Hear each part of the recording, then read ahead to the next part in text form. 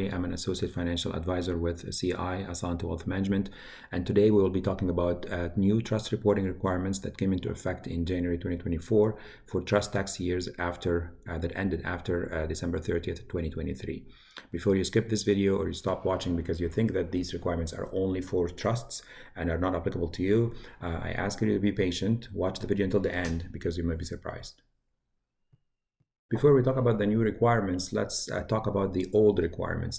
Before 2024, a trust normally has to file a tax return if there is an income generated inside the trust and taxes have to be paid on that income. Under the new requirements, the trust has to file a tax return whether there was income generated inside the trust or not. The trust files the tax return, the T3, with Schedule 15, which is new. It has the beneficial ownership information of a trust. So in that Schedule 15, the information about all the trust trustees, settlers, beneficiaries, and controlling persons have to be indicated. Controlling persons are persons or entities that have the ability to exert influence on the trustee decisions when it comes to managing the trust assets. The information required are the name, the address, date of birth, and the residency, and the tax identification, taxpayer identification number, which is the social insurance number for Canadians. Some of you may ask now how the new requirements affect you, and the answer is they affect you, or they may affect you, through the definition of bare trusts. A bare trust is simply an agent for its beneficiaries. The trustee of a bare trust holds only the legal title of the trust properties, but the beneficial ownership of the trust properties are with the beneficiaries. The bare trustees has no independent power, has no control, no discretion, no obligation to deal with the properties inside the trust, and the beneficiaries of that trust, of that bare trust, have full control over how the properties or the assets inside the trust are managed. So the new reporting requirements by CRA apply to bare trusts, and this is how they will affect many Canadians without them knowing. Now, what are the examples of bare trusts? A very common example when a parent adds the adult child to the title of a property, a real estate property, in order to assist with estate planning, maybe avoid probate. The adult child also may be added on a bank account just to manage the finances, or an investment account, again for probate planning or estate planning. In that case, the adult child is a bare trustee. No power, no control over the asset itself, and the beneficial ownership of all these assets still the parent. Another example is when the child wants to buy a property, but in order to get like a mortgage from the bank, he adds the parent on the title of the property. In that case, the adult child is the beneficiary of the bare trust, and the parent in this case is the bare trustee. And then another common example in Canada is when parents and grandparents open in-trust for accounts to their minor children and grandchildren. And this is a very strange example. In that case, the children are the beneficiaries of that bare trust, and the parents or the grandparents who open the in-trust for accounts are the bare trustees.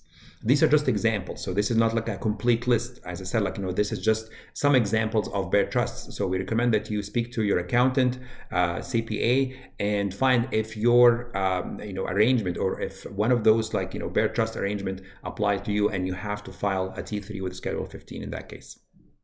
There are some exemptions for these new reporting requirements. Some bare trusts are exempted from the new reporting requirements by CRA, and some of the common exemptions are the graduated rate estate trusts and qualified disability trusts, and also bare trusts that have been in existence for less than 3 months from the year end. And also bare trusts that had less than 50,000 in holdings or in assets throughout the year, throughout the tax year. So we're talking about 2023 now. So a bare trust that had less than 50,000, provided that these 50,000 were held either in cash or listed securities. Listed securities are shares of publicly traded companies. So when you trade shares of a company that are traded on a stock exchange. The GICs may be a gray area. The consensus is the GICs are not considered cash. So if you have a bare trust arrangement, like a bank account or a bank account with your parent, and that bank account had $45,000 in GICs, it may not be exempted.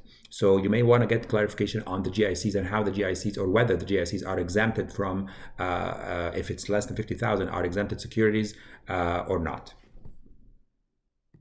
One thing I want to mention here is that the new reporting requirements by CRA do not change the way the assets held inside bear trusts are taxed. So, for example, if you are a joint owner with your parent on an investment account, and your parent is the one who reports the income generated inside that investment account and pays taxes on that income, the new requirements do not change that. The new requirement do not change the way the assets are taxed. Does not change the taxation whatsoever. CRA is only interested in the related parties information. Parties that are related to the bear trust, who are the trustee, who are the beneficiaries, who are the controlling persons of that bear trust. Now, whenever there's a requirement by CRA, there is a deadline and there are penalties. The deadline is 90 days after the tax year. So for 2023 tax year, the deadline is April 2nd, 2024. For penalties, there is a late filing penalty, which is $25 per day for a minimum of $100, and the maximum is $2,500.